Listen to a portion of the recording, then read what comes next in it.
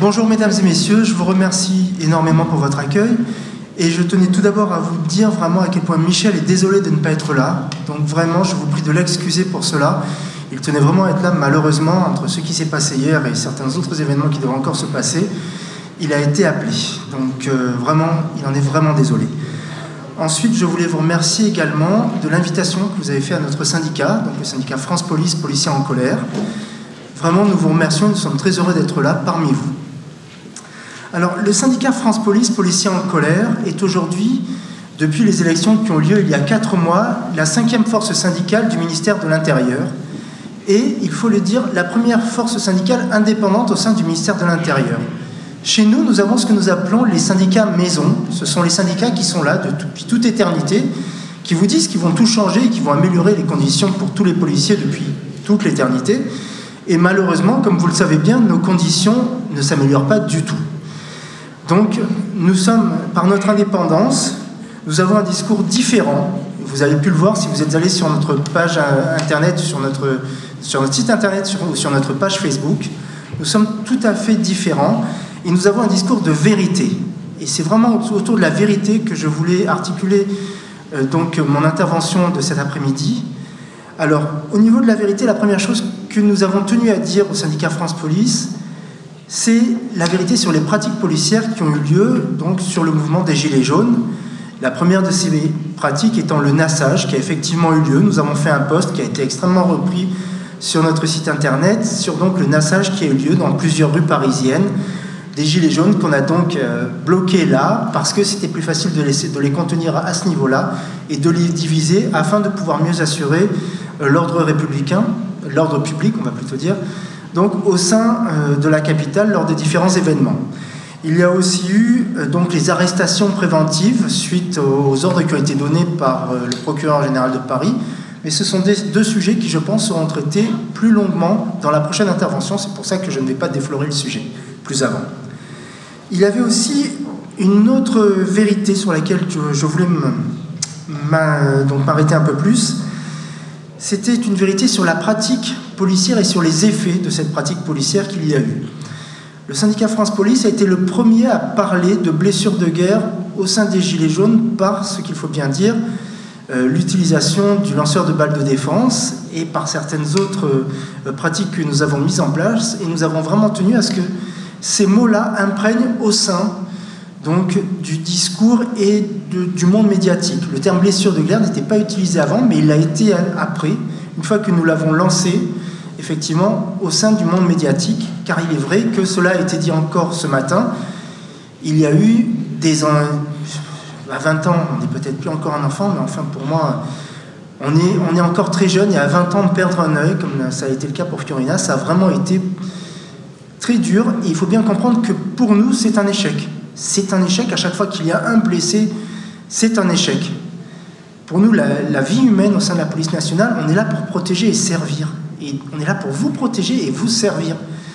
Et quand malheureusement il y a des événements pareils qui se produisent, c'est aussi très dur pour nous et on le regrette vraiment profondément. J'avais pu parler et débattre avec le compagnon de Fiorina et c'est vrai que c'est toujours un moment très difficile et très dur pour nous. Donc bien sûr, on est bien d'accord, c'est rien par rapport à la douleur que ces personnes et toutes les familles vont connaître pour le restant de leur vie. Mais vraiment, on tenait vraiment à le dire. On est bien conscient de ce qui s'est passé et on le regrette beaucoup, vraiment, énormément. Et il faut bien voir que parmi les solutions que nous souhaitons apporter, là encore en matière de vérité auprès de nos collègues et pour vous, il y a beaucoup de choses que nous pouvons améliorer encore en matière d'ordre public. On parle beaucoup, effectivement, de comment est-ce que l'ordre public en ce moment a été organisé, que nous étions en retard. Hier encore, il faut le dire honnêtement, hein, ça s'est vu. Hier encore, nous étions sous-dimensionnés. Alors, je ne sais pas comment ça s'est passé, alors que tout le monde savait, et je l'ai dit à plusieurs reprises dans les médias quand j'y suis passé, notamment sur RT, un peu sur Sud Radio également, ou sur CNews.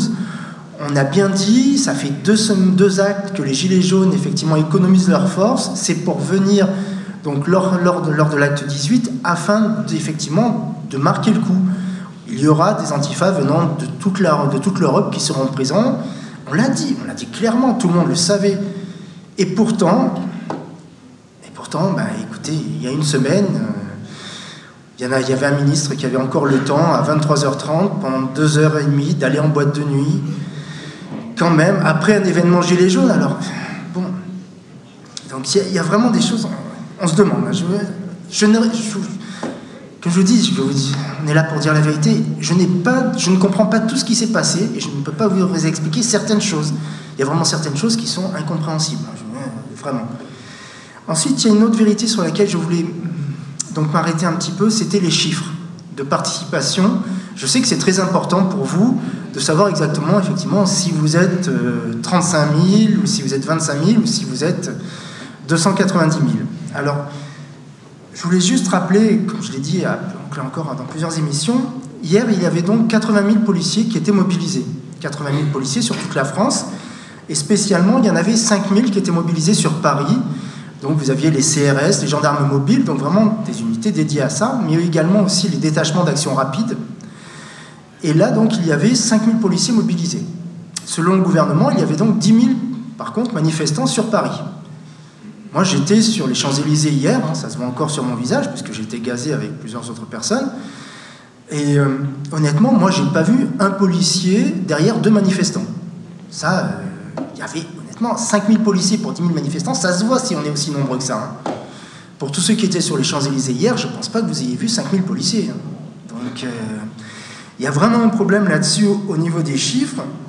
Le chiffre jaune, par exemple, aussi, qui a donné souvent des chiffres plus bas que ceux de notre syndicat, a bien dit hier que vous étiez 240 000.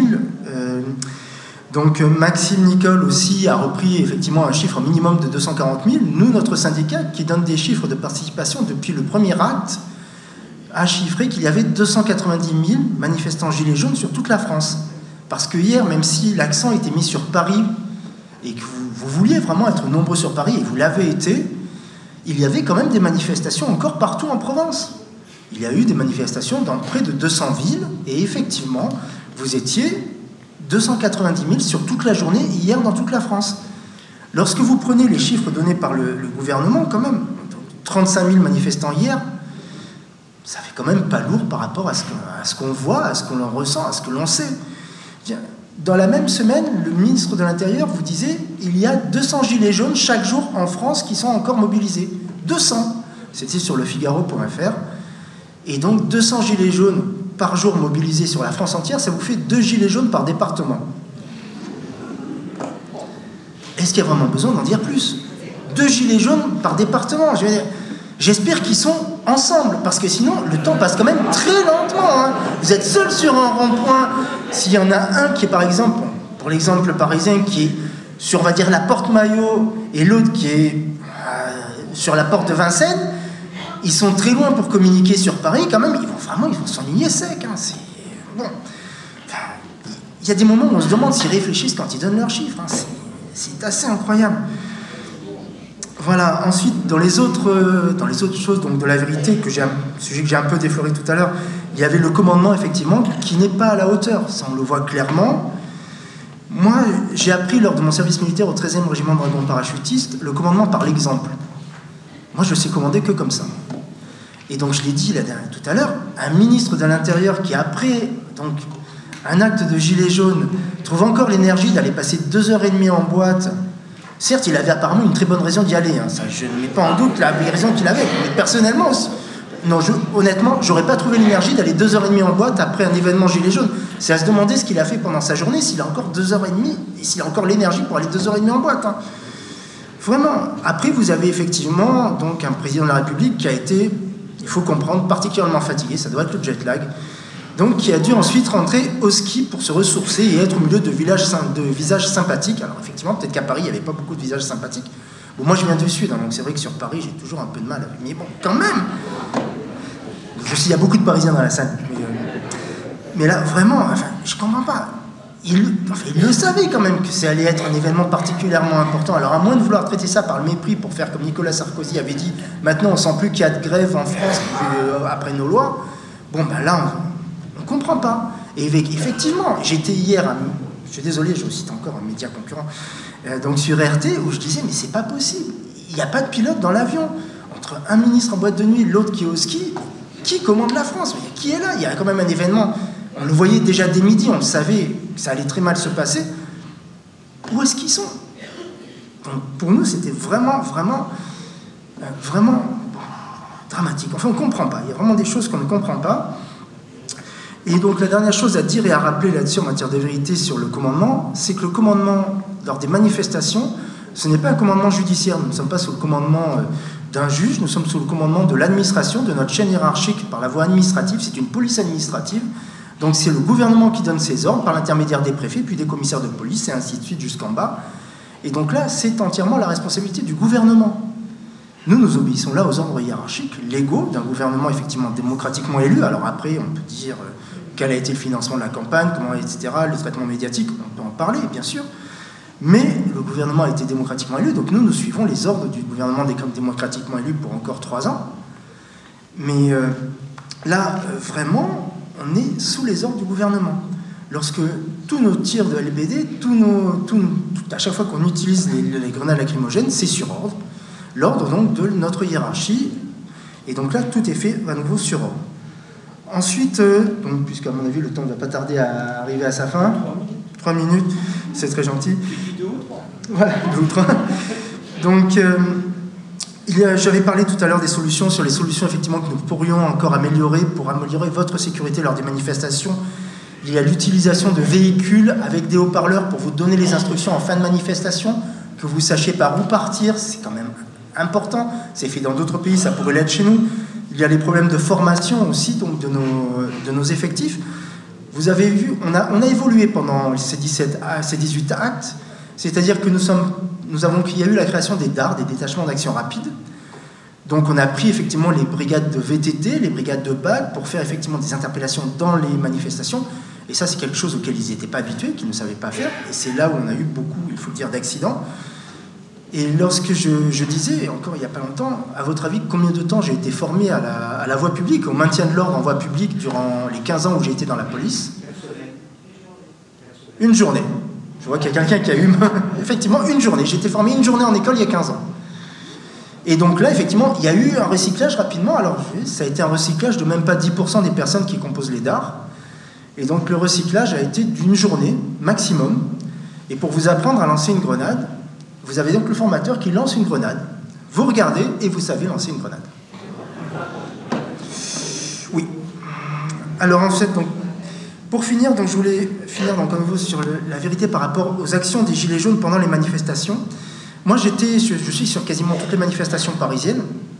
Et donc, il y avait une manifestation avec 4-5 actes, place Félix Éboué, où j'avais filmé donc, les Gilets jaunes chassant hors de la manifestation des antifas. On a mis cette vidéo sur la page Facebook du syndicat France Police, Policiers en colère, vous pouvez aller la voir.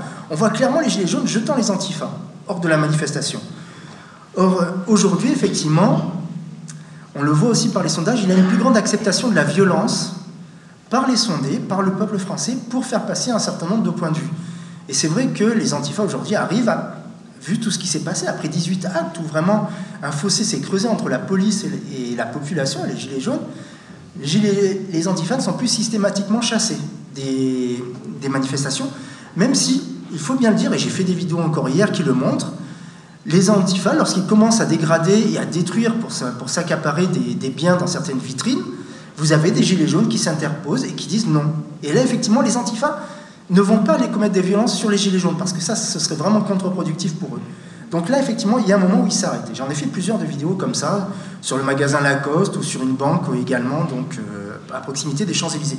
Donc il faut bien dire, nous continuons à France Police, Policiers en colère, de faire une grande différence entre les gilets jaunes, qui sont très majoritairement encore des gens pacifiques, qui sont encore nos frères, nos sœurs, nos parents, nos amis, et effectivement des casseurs venus là pour ça uniquement, soit pour casser pour un motif politique d'extrême gauche, ou pour s'accaparer un certain nombre de richesses. Donc là, c'est encore d'autres personnes sur qui je ne m'attarderai pas.